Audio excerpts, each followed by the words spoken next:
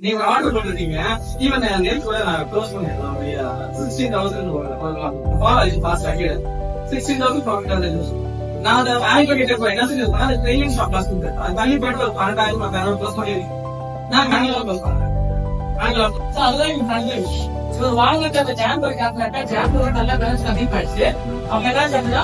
அவங்களுக்கு கம்மி price by பண்ணி இப்போ அதே பிரைஸ்க்கு வித்துட்டு இருக்காரு அவரோட யூசர். சோ இப்போ வந்து வாங்கி இதுதான் இந்த செல்லர் கிட்ட வந்து இப்ப எக்யூப்மெண்ட் கம்மி பிரைஸ் வாங்கி டிமாண்ட் அதிகம் ஃபார்மர்ஸ் வந்து அவங்க வந்து செல் பண்ணிருக்காங்க. இது யார் என்ன பண்ணா